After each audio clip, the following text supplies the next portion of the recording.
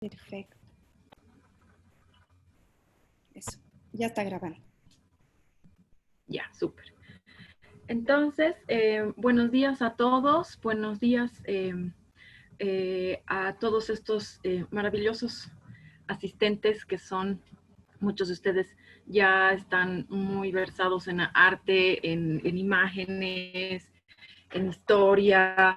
Entonces, es realmente muy grato para mí que hayan decidido participar en estas sesiones, porque me parece que es muy enriquecedor para todos que estemos juntos. Todavía está entrando gente, pero vamos a ir empezando. Les ruego por favor que esta sesión retomemos la modalidad que les había indicado la semana pasada, la sesión pasada, de hacer como bloques digamos, de conversación y hacer pequeños breaks para traerse café, ir al baño, tomar agua, abrir la puerta, cosas que pasan cuando uno está conectado, y retomamos, ¿sí? Yo voy a poner mi cronómetro temporizador para un poco calcular cómo estamos avanzando y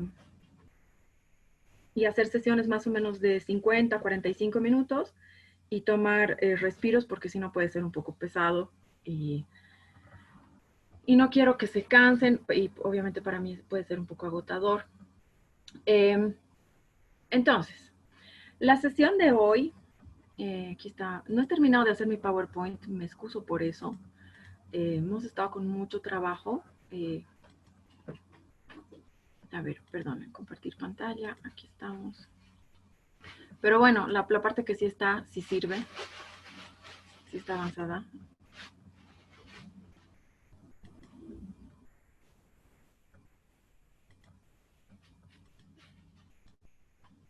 Ok. Entonces, la sesión de hoy, o digamos, el tema de hoy, yo quería que gire en torno a las diferentes perspectivas de las cuales se puede hacer una historia del arte, del periodo colonial andino. Y cuando diseñamos en enero los módulos con Luciana Molina, José Arispe y Max Hinderer, yo había propuesto que esta sesión se llame Perspectivas. Pero en realidad debería llamarse Miradores, porque creo que es una traducción más apropiada del título Vantage Points, que es el título de un artículo de Susan Webster, que como que para mí es como que el detonante de lo que quiero compartir con ustedes hoy día. El artículo de Susan Webster no se los he compartido en las lecturas porque está en inglés y lamentablemente no he encontrado una versión en español, aunque hay otros textos de la misma autora en español, pueden buscarlos en academia.edu. Es una historiadora del arte, especialmente arquitectura, quiteños. Bueno, el artículo este es especialmente sobre arquitectura. Y de una manera, como les dijera, muy discreta y sin mucho aspaviento, sin mucha fama, ni mucho, incluso sin mucho impacto, lo cual es muy lamentable. El trabajo de Susan Webster, de manera muy asertiva y muy bien fundamentada, ha empezado a repensar y desde un punto de vista muy crítico con lo que se había escrito antes, a rehacer la historia del arte quiteño. ¿Por qué me parece que este artículo sea importante? El artículo de Susan Webster parte de las valoraciones que en el siglo XVIII se hacen de Quito, de la ciudad de Quito. La ciudad de Quito es la ciudad hispanoamericana que más iglesias tiene por metro cuadrado, ¿ya? Del espacio colonial, obviamente. Si después han habido más en otras ciudades, no lo sé decir. Pero dentro del contexto colonial, digamos que para el siglo XVIII no hay ninguna ciudad en Hispanoamérica que tenga tantas iglesias y conventos como Quito. Y en ese proceso, además muy temprano que se da en la ciudad de Quito, es muy notorio la gran maestría con la que se hacen estas iglesias y conventos, y las pinturas, y que si los maestros de talla, los maestros de pintura, que empieza a generar mucha admiración muy pronto. Y esa admiración la podemos encontrar entonces, o esa valoración la podemos encontrar en las fuentes, como estas del siglo XVIII, a partir de las que arranca el artículo de Susan Webster. Entonces, la crónica de la que ella parte hace una valoración de la ciudad diciendo que es la que más se parece a Europa.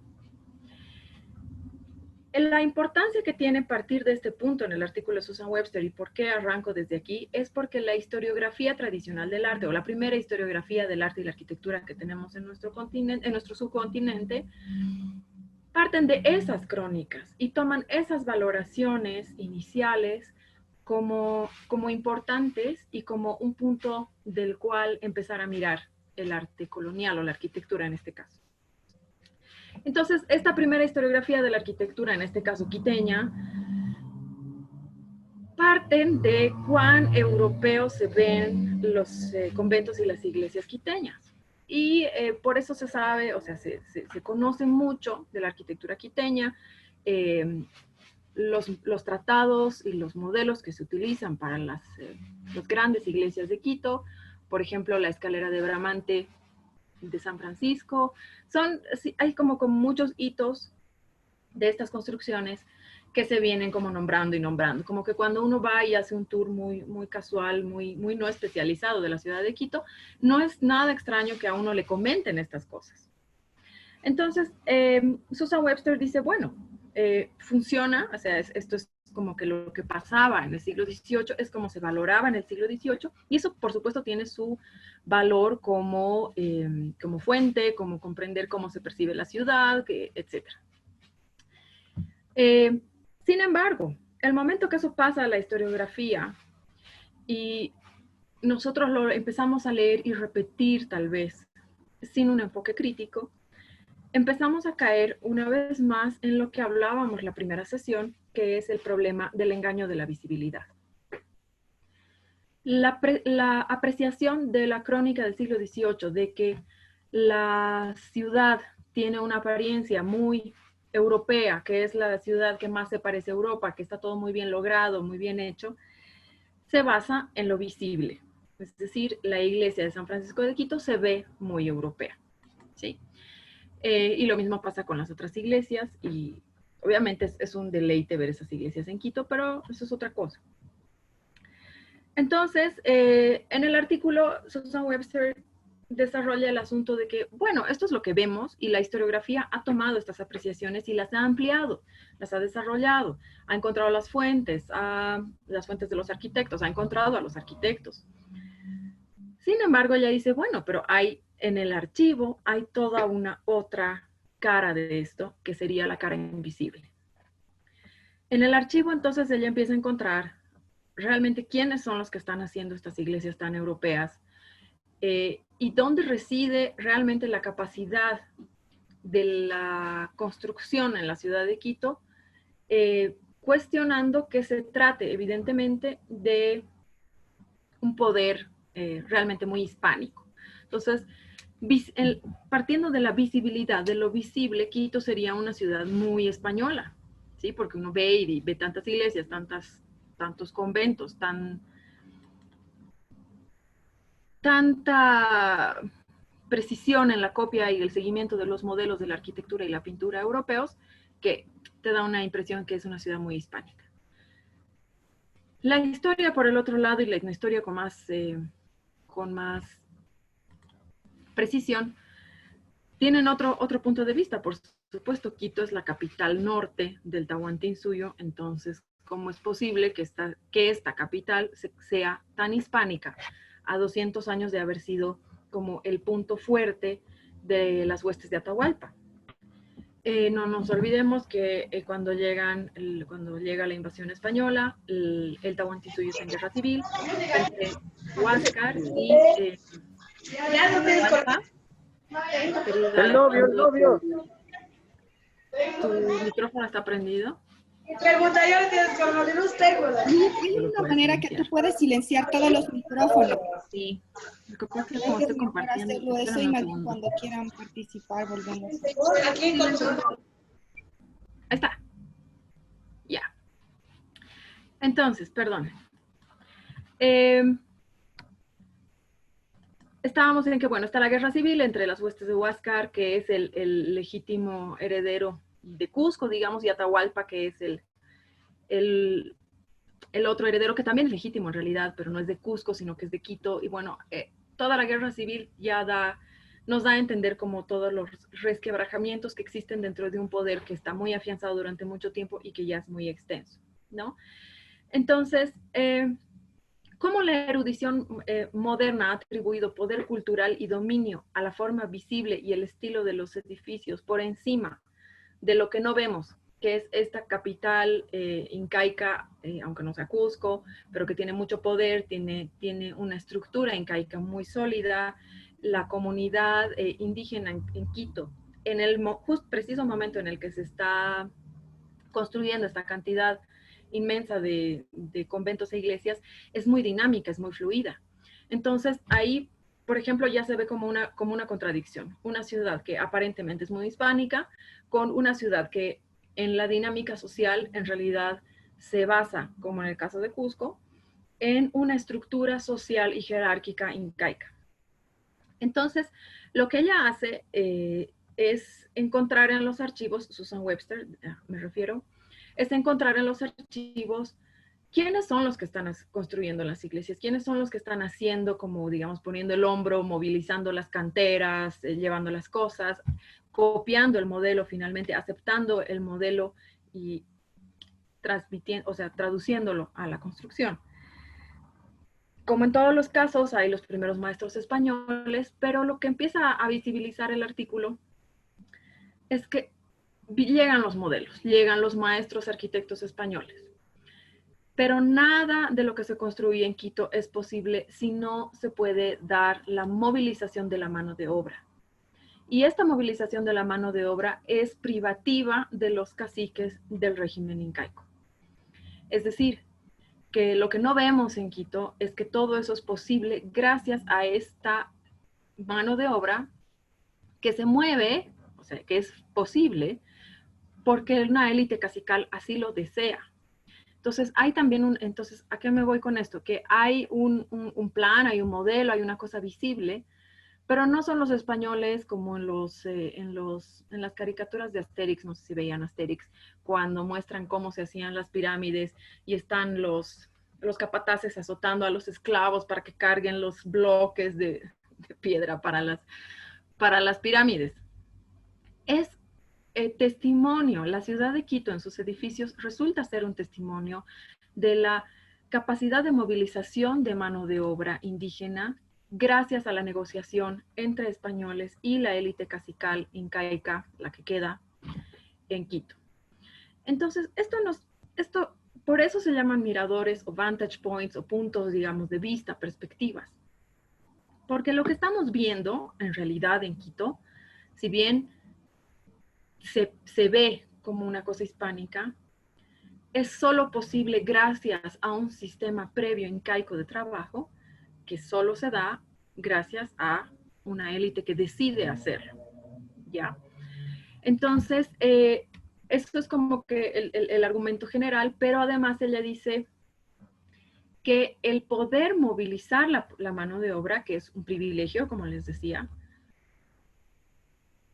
se debe traducir en que el mérito de haber construido, por ejemplo, la iglesia de San Francisco en Quito, no es mérito del maestro, no es del que diseñó, no es mérito del maestro arquitecto que indica cómo se debe construir, sino es mérito del que puede llevar la mano de obra, ¿ya? Entonces, esto es precisamente empezar a cambiar la perspectiva, ver o valorar la arquitectura colonial de la ciudad de Quito desde otro punto de vista y empezar a valorar que no es el maestro, sino el que mueve a los obreros, el que debe recibir el mérito porque ese es el sistema en el que se están moviendo en ese momento. Entonces estaría ella digamos, proponiendo que esta apariencia europea de la arquitectura de Quito, si bien atestigua una hegemonía occidental y una subyugación andina, los documentos de archivo obligan a revisar sustancialmente estos estudios iniciales que atribuyen este poder cultural y dominio a la forma visible, ¿ya? Porque las extensas, y en el caso de Quito, que está muy bien, o sea, está bastante documentado, porque imagínense, es tanta la construcción, es como en La Paz, que estamos llenos de esqueletos de edificios que por la pandemia se han parado, pero que están otra vez reactivándose. Es como vivir en una ciudad así. Entonces, la documentación registra mucho la extensa contribución de los maestros andinos y registra también el dominio de ellos sobre el oficio de la construcción, así como de las personas y los procesos involucrados en esta arquitectura, en la producción de esta arquitectura. Entonces, es posible que la población andina haya visto estos edificios europeos ¿no? como una posibilidad de encarnar y replicar formas andinas de política y de sociopolítica, de ejercer un poder y una jerarquía dentro del dominio colonial, ¿ya? Y eso ya es entonces un argumento muy, o sea, es una afirmación muy interesante, pero además muy, no encuentro la palabra, muy radical, si quieren, pensar que esos edificios que tienen toda la pinta totalmente europea, lo que están haciendo es demostrar en realidad cuán fuerte es el poder de la estructura hereditaria que replica las formas andinas de política y sociopolítica, andinas, incaicas, en Quito. Entonces, yo quería partir de ese artículo, y ese es el artículo como que da pie a esto, porque a mí me parece que, o sea, ya quisiera yo también hacer ese tipo de, llegar a ese tipo de conclusiones. No es que uno no quiera, es que la documentación no siempre lo va a permitir. Pero bueno, el método de Susana es muy claro. Es como que tienes esto, hay una historiografía o sea, tienes esto visible, tienes estos edificios, hay una historiografía que viene planteando una dependencia estética que te hace pensar en una dependencia política, que obviamente no se puede negar el dominio colonial por encima de Quito, no hay pierde, pero nos hace evidente, nos hace un poco palpable que ese dominio colonial es solo posible gracias a unas estructuras internas que obviamente se han quebrado de un orden unitario que da una lógica de una cohesión, una lógica cohesiva al mundo andino, en el Tahuantinsuyo, pero que tenía sus dificultades, ¿no? Y en el caso de Quito es muy notorio, pues porque es el bando rebelde, si quieren, visto desde cuscocéntricamente, es el bando rebelde, son los usurpadores del verdadero legado que le corresponde a Huáscar. Él es el que tiene que ser el Inca, siguiendo como el linaje de las Panacas, él es el hijo de la Coya, pero Atahualpa es el mejor hijo, parece, ¿no? O sea, hay crónicas que sugieren que Atahualpa es el guerrero, el mejor guerrero, el que puede sostener mejor el Tahuantinsuyo, pero no es el legítimo. Y entonces, bueno, la guerra, como las guerras por sucesión, por la sucesión del poder, siempre tienen estas diferentes versiones, pero sobre todo en el caso del Tahuantinsuyo revelan un poder incaico que dentro de todo es bastante superficial, ¿sí? Es decir, no será superficial para Cusco, aunque con los canas y canchis tuvieron mucho problema, que sigue siendo la región de Cusco, pero es nomás pues superficial. En nuestra región no están ni 50 años antes de que lleguen los españoles, y eso hace que, ¿a qué me voy? A lo superficial en qué se puede, ¿a qué me refiero con lo superficial? No es que no sea real, no es que no se haga un ejercicio genuino del poder y que las cosas se administren a partir de Cusco, que no se administren a partir de del sistema incaico, sino que el momento que son sometidos, sacados, surgen pues las otras voces, las voces que dependiendo de cuánto tiempo y cuán afianzado estaba el dominio incaico de la región, logran o o encuentran el momento para hacer como la revancha, si quieren. No hay un imperio de esas dimensiones que sea homogéneo y como diríamos, y que todos estén allá dentro de propia voluntad y buena onda, ¿no? En nuestra región, o sea, en nuestra región muy la región Pacajes, fue invasión igual bélica, ¿no es cierto? O sea, nos conquistaron bélicamente los incas. Entonces, no es como que, ay, sí, que buena onda, vengan, pasen. No, no, pues fue obviamente el sometimiento. Entonces, lo que plantea Susan Webster es interesante en términos metodológicos. Supone que los historiadores del arte visiten el archivo y que vean en el archivo qué otra información hay y que desde dónde podemos empezar a repensar o a pensar, en el caso de que sea realmente segmentos no estudiados por la historiografía, estos vestigios coloniales desde una perspectiva informada, digamos. Eso es el punto de partida de esta sesión. Entonces, por eso yo lo había pensado como miradores o vantage points, que es el título del artículo.